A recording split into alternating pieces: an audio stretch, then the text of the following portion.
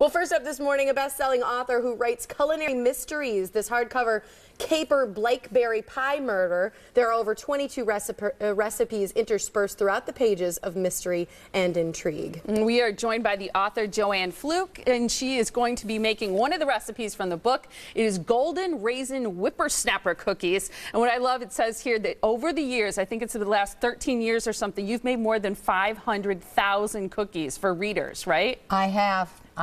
That's amazing. It brought the question to mind for me. Are you a better baker or writer, in your opinion? Oh, that's a tough one. I just don't know what to say to that. Really? No. Okay. I'd rather eat my baking than my writing. I'll say that. There you go. And it's blackberry pie murder. Sorry, I said Blakeberry. We were missing a C in there. So Oh, that's terrible. that one probably tastes much better than the Blakeberry. Yeah. I think it might, yeah. Well, talk a little bit about why you decided to write about food and murder. Well, mostly because my editor at Kensington asked me to write a cozy mystery series. And I had so many recipes, family recipes, recipes that friends have given me, and I never got around to organizing them. They were all in shoeboxes in my kitchen. And I decided, okay, I'll write a cozy mystery series, but could I put recipes in it? And my editor said, why, sure you can. So now I killed two birds with one stone here, you know? No pun intended. You really did do some killing in there. Oh yeah, it's really good to murder off a person in a book, in a book. In a book, only in a book. I love the titles, your past titles in this series. Apple turnover murder, cinnamon roll murder, red velvet cupcake murder, chocolate chip cookie murder, which started it all. That did. Is there one thing that you like to bake more than anything else? Yes. Chocolate chip cookies. That's what I figured. Yeah, I love it. So talk about how you come up with the ideas then to write each new book in the series. Well, it sort of just happens because the characters are recurring characters. And they live, you know, they have lives and things happen to them, and a lot of people get killed in Lake Eden, Minnesota, let me tell you. Is Lake Eden a real lake in Minnesota? No. It's fictional. No, I looked it up before I started this series. I didn't want to get into any trouble, and there is no town named Lake Eden in Minnesota. And I think there might be one Eden Lake, because you know there are 600 lady lakes and long lakes. So there may be one lake, but there's no town. Okay. So you and Tiff have that in common. You both grew up in small Minnesota towns. Yeah, they told me you did. Yes, my town was 600 people. Ooh, I got you beat. Okay, 217. That's a village right there. Oh, yeah. It was really good when you were a child, because if you fell off your tricycle, a mother would pick you up, give you a cookie, take you home, right?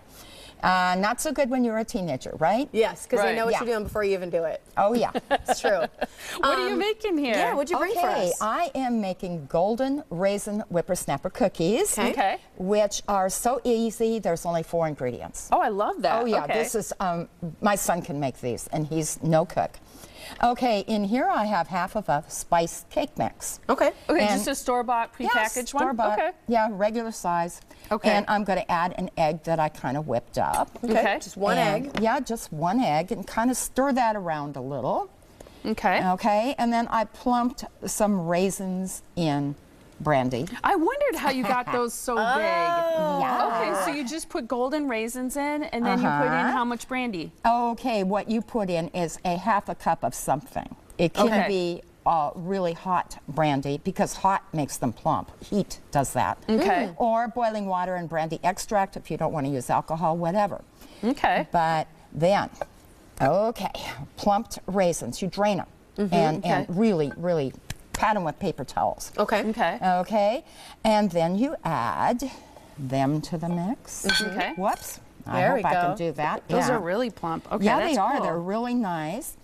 And then I'm going to put in a little bit of Cool Whip. Okay. Let me see if I can grab that right in front of you here. And that's like 2 cups, I That think the is recipe 2 cups, said. and you've got to be a little careful with this, because the Cool Whip container, it's a little more than 2 cups. So you have to measure it, because you don't Okay. want this too wet.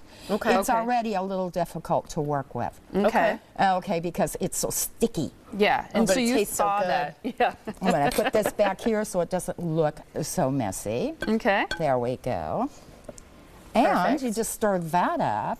And if one of you would like to add the rest of the cake mix, Yeah. Okay. Is that no, this that's one not or the this? cake mix. Oh, that's I'm the sorry. powdered sugar. Oh, you want powder. the rest of the cake mix? Yeah. Oh, you put the rest of that in there. Yeah, okay. you just put the rest of it in. I just Okay. put a little in to get started. Okay. Okay. And this is the whole recipe. That's it. Wow. Huh? Yeah, this is the whole recipe. And then what you do, and I did this in advance because it gets pretty sticky. Of course. Okay. I have here a bowl of powdered sugar with some cinnamon. Okay.